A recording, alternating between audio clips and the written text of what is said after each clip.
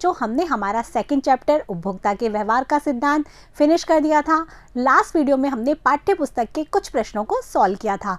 अभी भी पाठ्य पुस्तक के कुछ प्रश्न बाकी हैं जिन्हें सॉल्व करेंगे हम इस वीडियो में। तो करें स्टार्ट। ये है हमारा 14 क्वेश्चन। 14 क्वेश्चन क्या है यहाँ पढ़ेंगे ध्यान से।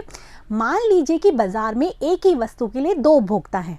दो उपभोक्ता मान लिए हमने मार्केट में और उनके मांग फलन इस प्रकार है। जो पहला उपभोक्ता है उसका मांग फलन है D1P बराबर 20 माइनस P। ठीक है, किसी भी ऐसी कीमत के लिए जो 20 से कम या बराबर हो। 20 से कम कीमत होने पर और बराबर होने पर तो ये वाला मांग फलन है। और D1P बराबर 0 और ये 0 हो जाती है मांग शून्य। यहाँ तो मांग ये है और मांग कब शून्य हो जाएगी, जब कीमत हो जाती है 20 से अधिक। ये हमने पढ़ा था ना रैखिक मांग फलन जब पढ़े थे। जब कीमत 20 से अधिक हो जाएगी तो मांग क्या हो जाएगी, शून्य होगी ही होगी। आगे बच्चों समझ में। अब है D2P 30 माइनस 2P। ये दूसरे उपभोक्ता का मांग फलन है।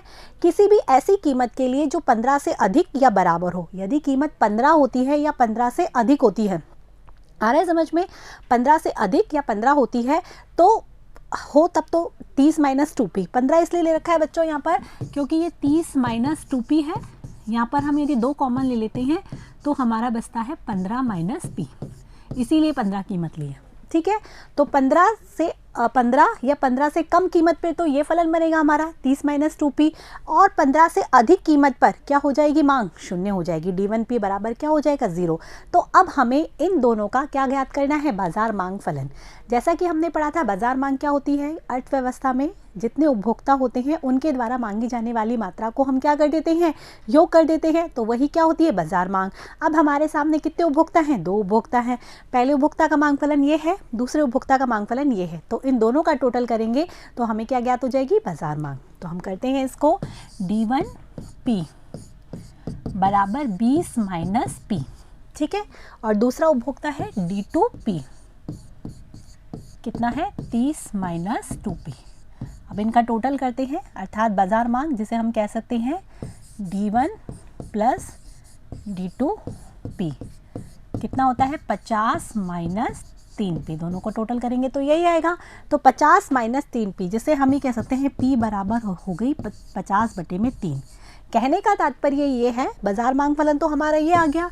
यदि ये बाजार मांग फलन जब रहता है जब कीमत 50 बटे 3 के बराबर या इससे कम होती है। यदि कीमत 50 बटे 3 से अधिक होती है तो मांग क्या हो जाएगी, शून्य हो जाएगी। आ गया, जैसे कि इनमें लिखा हुआ है वैसे ही आपको लिखना है कि बाजार मांग फलन 50 माइनस 3P होता है। यदि कीमत 50 बटे 3 या 50 बटे 3 से क्या होती है, कम, तब तो मांग फलन ये रहेगा। और यदि कीमत 50 बटे 3 से अधिक हो जाती है तो बाजार मांग शून्य हो जाएगी। आगे बच्चों समझ में। अगला प्रश्न देखते हैं। अगला प्रश्न ये है, मान लीजिए वस्तु के लिए 20 उपभोक्ता हैं।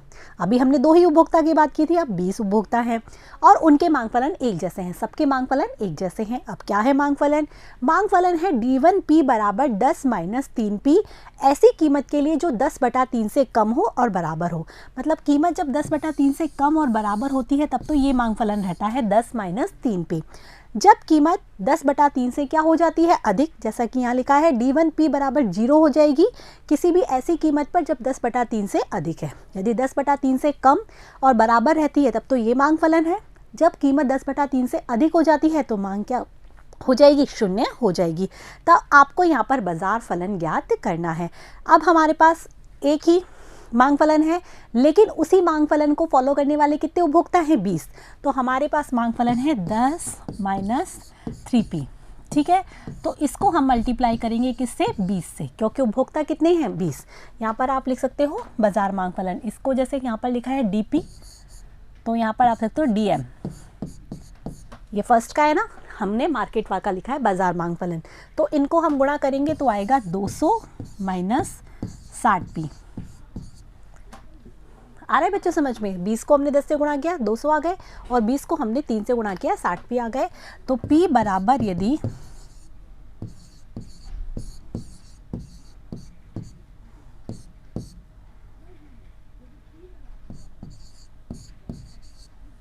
10 बटा 3 ही आएगी P बराबर, वही जो 10 बटा 3 यहाँ पर दे रखी है। तो हमारा बाजार मांग फलन तो क्या आएगा, ये।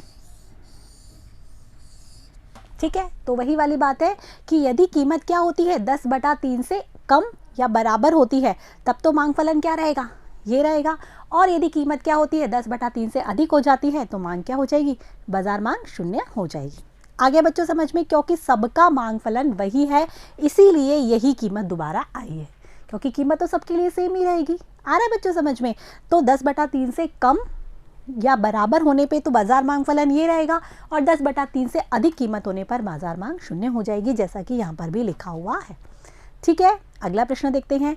अगला प्रश्न है, एक ऐसे बाजार को लीजिए जहाँ केवल 2 ही उपभोक्ता है। वापस बाजार मांग की बात कर रहे हैं। मान लीजिए वस्तु के लिए उनकी मांगे किस प्रकार है। P दे रखा है आपके सामने, D1 दे रखा है आपके सामने और D2 दे रखा है आपके सामने। ये D1 है पहले उपभोक्ता की मांग, D2 है दूसरे उपभोक्ता की मांग। वस्तु के लिए बाजार मांग की गणना कीजिए। तो हमने पढ़ा था कि उपभोक्ता जितने भी होते हैं मार्केट में उनके द्वारा मांगी जाने वाली मात्रा का योग। तो यहाँ इनके द्वारा और दूसरे उपभोक्ता के द्वारा जो मांगी जाने वाली मात्रा है उसका योग कर देंगे, एकदम सिंपल है। तो यहाँ हमें क्या ज्ञात करना है, बाजार मांग। तो हम कर देंगे DM।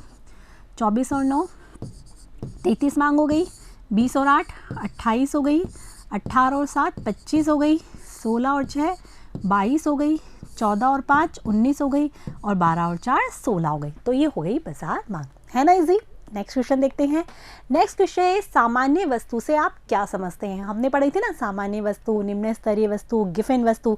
तो सामान्य वस्तु कौन सी होती है, जिसका आय से धनात्मक संबंध होता है, अर्थात आय बढ़ने के साथ साथ जिस वस्तु की मांग भी क्या होती है, बढ़ती चली जाती है, वो वस्तु होती है सामान्य वस्तु।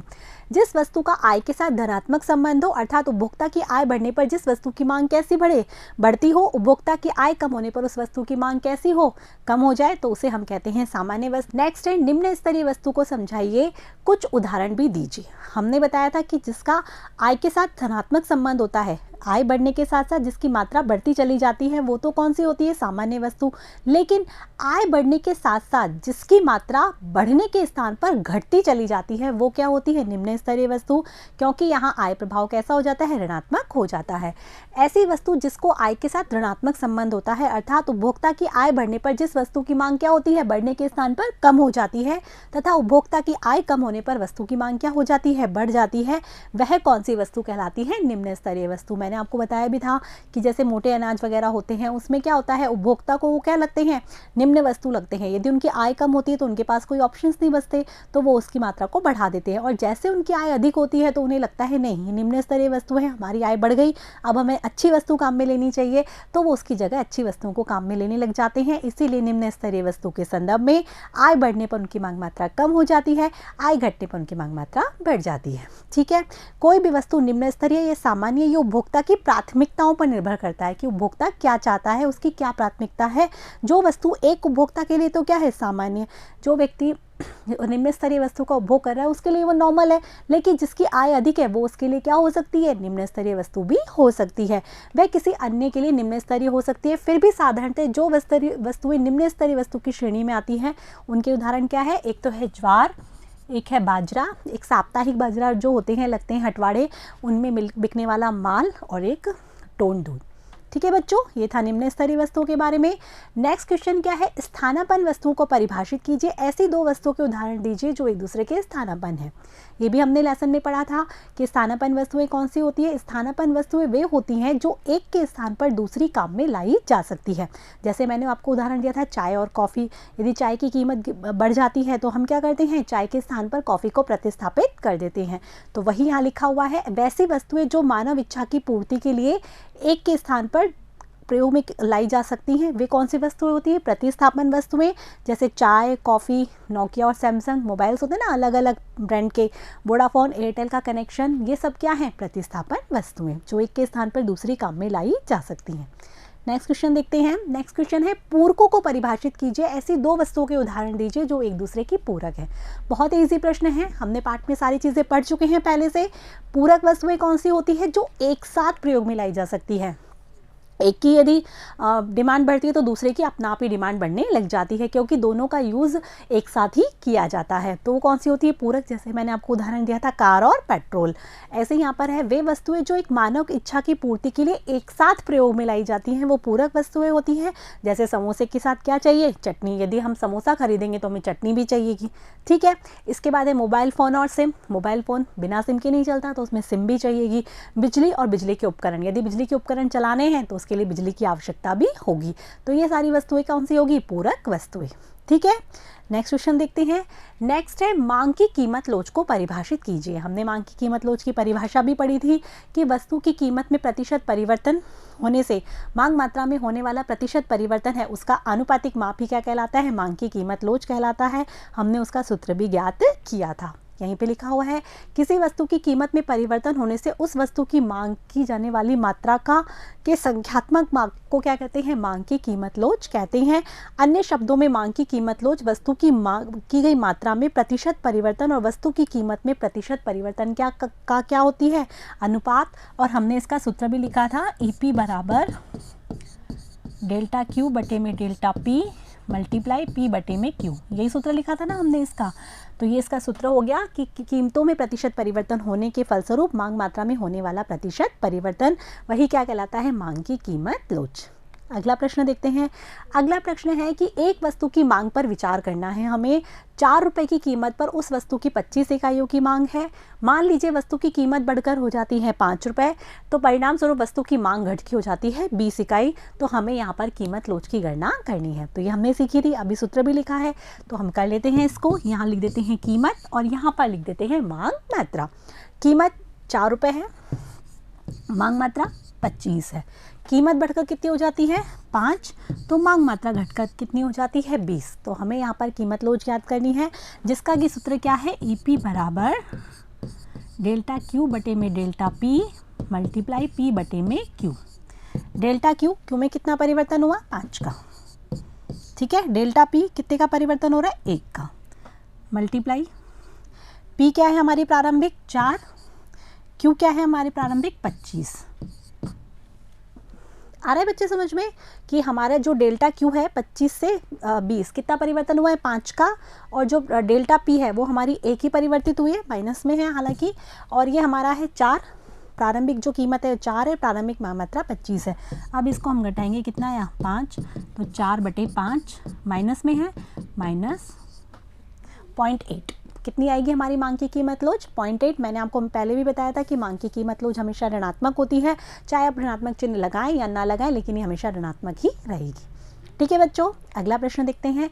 अगला प्रश्न है मांग वक्र DP बराबर 10 माइनस 3P है, ये लिया है। तो कीमत 5/3 पर लोच क्या है? हमें लोच याद करनी है, कितनी है। बच्चों ये प्रश्न ध्यान से देखना कैसे सॉल्व होता है। 10 माइनस 3P, P हमें दी हुई है, हमारा जो मांग फलन है वो ये है DP बराबर 10 माइनस 3P। अब इसके अंदर जो P की वैल्यू हमारी कितनी है? 5/3। ठीक है, तो हमें वो रिप्लेस करनी है इस फलन में। तो यहाँ पर हमने किया 10 माइनस 3 इंटू 5 3 से 3 कट हो गया, 10 माइनस 5 कितने आ गए? 5। तो हमारी जो डिमांड है वो कितनी है? 5। और जो हमारी P है वो कितनी है? 5/3। कीमत हमें पता चल गई, मांग मात्रा हमें पता चल गई। अब हमारा जो फॉर्मूला है वो फॉर्मूला क्या है? मांग की कीमत लोच याद करनी है हमें। डेल्टा Q बटे डेल्टा P मल्टीप्लाई P बटे में Q। तो बच्चों डेल्टा Q बटे डेल्टा P वो है यहाँ पर -3। क्यों? क्योंकि ये जो डेल्टा Q बटे डेल्टा P क्या बताता है? ढाल को बताता है, और ये जो स्थिति है वो बताती है ढाल को ही बताती है। तो -3 हमारा क्या हो गया? ढाल। डेल्टा Q बटे डेल्टा P क्या हो गया? -3 मल्टीप्लाई P कितना है हमारा? 5/3 और Q हमारा कितना है? 5। डिमांड हमारी कितनी है? 5। ठीक है, इसे हम ऐसे भी लिख सकते हैं 3 इंटू 5/3 इंटू 1/5। 3 से 3 कट, ये माइनस है, सॉरी, 3 से 3 कट, 5 से 5 कट, कितना बचा? -1। तो हमारी मांग की लोच यहाँ पर क्या हो गई? -1। ठीक है, इस तरीके से इसको ज्ञात करेंगे। नेक्स्ट क्वेश्चन देखते हैं। नेक्स्ट क्वेश्चन है मान लीजिए किसी वस्तु की मांग की कीमत लोच कितनी है? -0.2। यदि वस्तु की कीमत में 5% की वृद्धि हो रही है तो उस वस्तु की मांग में कितनी प्रतिशत कमी आएगी? तो हमारा जो फॉर्मूला है मांग की कीमत लोच का वो क्या है? मांग मात्रा में प्रतिशत परिवर्तन बटे कीमत में प्रतिशत परिवर्तन, यही हमारा फॉर्मूला। अब हम इसमें देखते हैं हमें क्या क्या ज्ञात है। मांग की कीमत लोच कितनी दे रखी है, -0.2 बराबर मांग मात्रा में प्रतिशत परिवर्तन, वो हमें दे नहीं रखा, वो हमसे पूछ रहा है। और यहाँ पर हम लिख देते हैं मांग मात्रा में प्रतिशत परिवर्तन, और कीमत में प्रतिशत परिवर्तन दे रखा है हमको 5। ठीक है, तो मांग मात्रा में प्रतिशत परिवर्तन ज्ञात करने के लिए इन दोनों को मल्टीप्लाई कर देंगे, क्रॉस मल्टीप्लाई हो जाएगा ना, तो ये आ जाएगा मांग मात्रा में प्रतिशत परिवर्तन बराबर -0.2 × 5, कितना आ गया 1.0। ठीक है, तो कहने का तात्पर्य कीमत में 1% परिवर्तन के फलस्वरूप कीमत में वस्तु की कीमत में 5% परिवर्तन के फलस्वरूप मांग मात्रा में 1% की क्या आ रही है, कमी आ रही है। ठीक है, 1% इसमें आंसर आ जाएगा। अगला क्वेश्चन देखते हैं। अगला क्वेश्चन है कि मान लीजिए किसी वस्तु की मांग की कीमत लोच कितनी है, -0.2, वही दे रखी जो पहले थी। यदि वस्तु की कीमत में 10% की क्या हो रही है, वृद्धि होती है, तो उस पर होने वाला व्यय किस प्रकार प्रभावित होगा। तो हमको यहाँ पर याद रखनी पड़ेगी वो व्यय वाली सारणी कि कीमत में कमी होने पर क्या होती है, यदि व्यय में वृद्धि होती है, कीमत में वृद्धि होने पर व्यय में कमी होती है, तो मांग कैसी होती है, लोचदार होती है। तो पहले तो सबसे पहले हमें देखनी पड़ेगी कि मांग कैसी है। यहाँ पर तो 0.2 है, अर्थात मांग कैसी है, इकाई से कम है। सबसे पहले तो हम ये देखेंगे इकाई से अधिक है या इकाई से कम है। तो मांग कैसी है, इकाई से कम है, अर्थात मांग इकाई से कम होती है तो क्या होती है, कीमत में कमी होने पर व्यय में भी कमी होती है, कीमत में वृद्धि होने पर व्यय में भी कमी होती है, वृद्धि होती है। तो वस्तु की कीमत में 10% की क्या हो रही है, वृद्धि होती है, तो उस पर होने वाला व्यय किस प्रकार प्रभावित होगा, व्यय में भी क्या होगी, वृद्धि ही होगी, क्योंकि यहाँ वृद्धि हो रही है तो व्यय भी क्या होगा, बढ़ेगा, क्योंकि मांग कैसी है, बेलोचदार। यही यहाँ पर लिखा हुआ है मांग की कीमत लोच इकाई से कम है, इकाई से कम है, अतः कीमत में वृद्धि होने पर वस्तु पर होने वाला व्यय भी बढ़ेगा। यहाँ पर आपको जो सारणी समझाई थी ना, वो आपको अच्छे से याद होनी चाहिए। अगला प्रश्न देखें। अगला प्रश्न है कि मान लीजिए किसी वस्तु की कीमत में 4% की गिरावट होने के परिणाम स्वरूप उस पर होने वाले व्यय में 2% की वृद्धि होती है। मतलब 4% की तो गिरावट हो रही है, 2% की क्या हो रही है, वृद्धि हो रही है, कमी से वृद्धि हो रही है। ध्यान रखना है आपको, कीमत में कमी हो रही है तो व्यय में वृद्धि हो रही है। तो आय की मांग की लोच के बारे में क्या कहेंगे, तो हमने पहले बात की थी, कीमत में कमी होती है, व्यय में वृद्धि होती है, तो मांग की लोच कैसी होती है, लोचदार होती है। ये भी उसी सारणी पर आधारित है।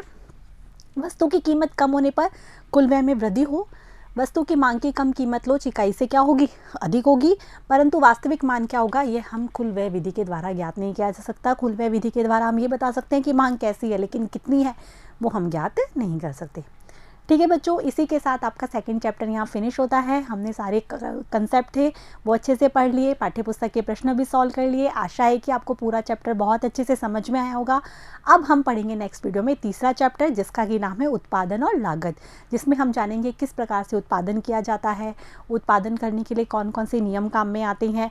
इसके बाद हम लागतों का अध्ययन भी करेंगे। तब तक के लिए आपको इस पूरे चैप्टर को अपनी कॉपी में अच्छे से नोट भी करना है, डायग्राम्स की भी स्टडी करनी है और अच्छे से याद भी करना है। तब तक के लिए मेरे साथ बने रहिए, पढ़ते रहिए, बढ़ते रहिए। Thank you.